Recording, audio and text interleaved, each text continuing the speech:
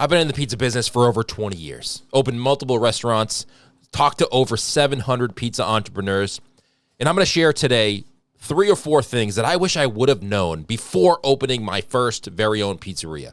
There's a lot of mistakes that people make when they open a pizza shop, and sometimes you just follow the path that you think you need to take. And my job here on this channel is to help you not make the same mistakes that I made, and also share some tips from the entrepreneurs that I've talked to who own successful pizza shops. And success is relative, right?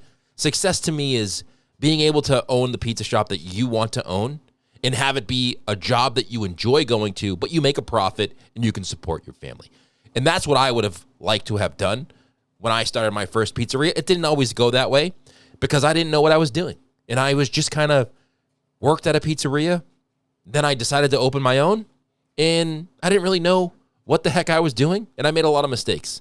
And here are 4 things that I wish I would have known that would have helped me in my pizza journey. First of all, it probably would have helped me be a little bit more successful, make a little bit more money, but it also would have helped me not burn out. Burnout in the pizza industry might be the number one thing that happens to pizza operators that makes them either sell or not be successful. It's a tough job. It's a long hours. And not being able to run it successfully the way you want to makes you burn out even faster. So here's the 4 things that I wish I could go back and tell myself about operating a pizzeria that would have made my life a whole lot easier. Number 1, know your finances. Finances, taxes are the number one thing that you need to know. I know I'm going to put aside making a great product because that's going to be a given. You need to obviously make a good pizza if you're going to have a successful pizza shop. So I'm not even going to talk about that because we're just going to assume that's a given. I was very naive when it came to numbers and taxes and making sure that everything was organized and I had receipts. And if I could go back and tell myself, you're starting all over, Bruce, this is what you need to do. You need to make sure that you have separate accounts for all of your finances, your taxes, your payroll taxes, and make sure you document everything and you know every single penny you spend down to the penny, and you can recall that if you need to relatively quickly. Because when you're operating a pizzeria, things are moving fast, and you calculate your food costs based on what you think you're going to sell, and sometimes you calculate those costs based on not all of the factors. And if you do that and you run your business for 6 to 12 months, before you know it, you're in a deep hole. And that's something that I wish I could go back and say, you know what, get educated, take some online classes. YouTube is a great place to be able to go and kind of learn a little bit of business finance, enough to get you by, but also find a great bookkeeper and find a great accountant, because those 2 things right there will help you not fall into the traps of not knowing your numbers, falling behind on taxes, or falling behind on payments to certain purveyors because you just weren't organized. Sometimes lack of organization is not a good thing. Actually, it's always not a good thing. But knowing my finances would have been something that I wish I could go back and really hammer into my 25-year-old head. Number 2, your team is your lifeline. The one thing that I thought when I was operating my pizzeria is that I'm the person who's in charge. I run this pizzeria, and as long as I have other people around me, I can figure it out. And I would have great people come in and join the team, and then, you know what, they would move on, and I'd be like, you know what, great, move on, that's fine. Everybody, this isn't a job that everybody's going to stay here forever, and I was okay with that. I wish I could go back in time and be like, Bruce, if you find somebody who's a great team member, do whatever you can to keep them, even if it means you make less right now, because in the long run, those great team members are extremely hard to find. I was in the business for a long time, and I could tell you, I could probably count on, 2 hands the number of great team members I had that really cared about the business as much as I did. We had great team members all along, but ones that were going to really help grow the business, they didn't come along that often. And I should have recognized that better than I did and did whatever I could to keep them on the team, because those team members that really care about your business, they're rare. And the ones that you do find, you want to keep them as long as you possibly can, and do whatever you can to help them grow their personal lives, or grow their own business, or maybe team up with them in a business that makes them part of your team for longer than just being an employee for a short period of time. A huge mistake I made, and I wish I could go back and tell myself, don't do that. The next thing that happened to me because I was young is I need to tell myself that growth takes time. Slow growth is still growth. Stop comparing your shop to other pizza shops and where they're at, especially if you're new or just starting out. You're not going to be the same as the pizza shop down the street that's been there for 20 years. You're new. You're just starting. It's going to take you time to grow. You have to market your business like it's going to die tomorrow, but you need to run it like it's going to be around forever. Patience is underrated when it comes to operating a pizzeria, and I was very, very impatient. I wanted things done yesterday, and I wanted the results tomorrow. And it just doesn't work like that. And I wish I could go back and tell myself, like, listen, you're on the right path. You're doing the right things. Make sure that you have a longer plan for what you want to do and execute on that, and be patient with the results, but make sure you are doing the daily tasks every single day, because they do add up over time. But the time it takes to see the results from the daily tasks you're doing right now take a lot longer than you think.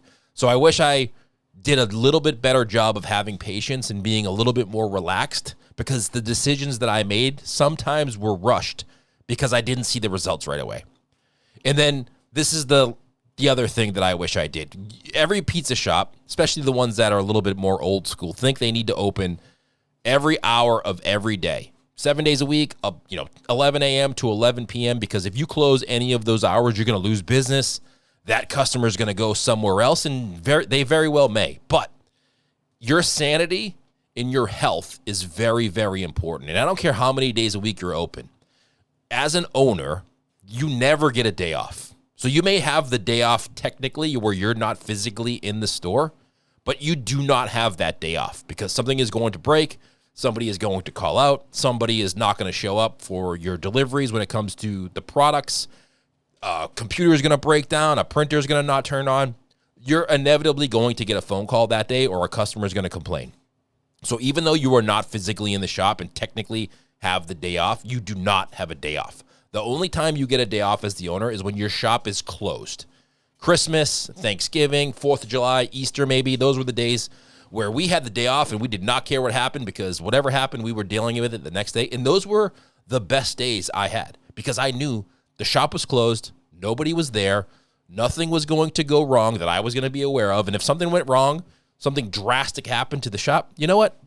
We have insurance. We'll deal with it tomorrow. I'm here today to enjoy my family time and enjoy this holiday. But I wish I would have closed maybe 1 day a week, or maybe even 2 days a week, and really hammered the 5 days a week that I was open with what I know now about marketing, and really grew that to its full potential, and took 2 complete days off. It would have been way better for us as owners. And you know what? It's better for your team members too to get a day off and relax. And it's way easier to schedule on a 5-day rotating week than it is 7 days. And scheduling people's days off, and people calling out sick, and people having appointments, and you're always on. So I wish I would have said to myself, you know what? If customers go somewhere else on a Monday or a Tuesday, because those were all ultimately really slow days anyway, and we were kind of just there filling time. It wasn't like they were super productive or super profitable days. They were kind of just days that we stayed open because we thought we had to. And I wish I could go back and be like, you know what, Bruce? Close Mondays and Tuesdays. Be open Wednesday through Sunday. Enjoy your 2 days off. Nothing's going to happen. Have your team enjoy those 2 days off. And come back Wednesday ready to go, and just market the crap out of those 5 days. That would have made my life so much easier, and I wish I could have done that, because ultimately it wouldn't have affected sales. Yeah, we wouldn't have sold as much product, and we wouldn't have had as many sales for that particular week, or the weeks that we only were open 5 days versus 7. But profit is what you take to the bank and what you take home, not sales. Sales is just a number for vanity. I know a lot of businesses that do a lot of sales, but they don't make any money. And what's the point of being in business if you don't make money? So to recap, number 1, finances. Number 2, keep team members if you find good ones. Do whatever you can to keep them. Number 3, growth take times. You have to have patience. Market your business like it's going to die tomorrow, but have patience with those results and run it like it's going to be around forever. And you know what? It's okay to take a day off. Close a day a week. Close 2 days a week. If your pizza's that good, which I assume it is, and your business is profitable, 5 days a week is plenty. I know pizza shops that are open 4 days a week, maybe 4 to 9, and they make it work. So it is possible. There are places that do it. Let me know what you think. Was this valuable? Was this episode of the podcast valuable? If you're watching this on YouTube, I appreciate it. Hit that subscribe button, hit like, leave a comment.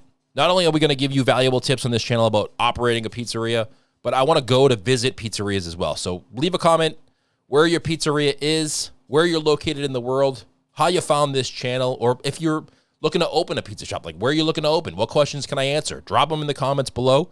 I will make a video on all the comments, questions to help you run a more successful pizzeria. Thank you so much. We'll see you next time.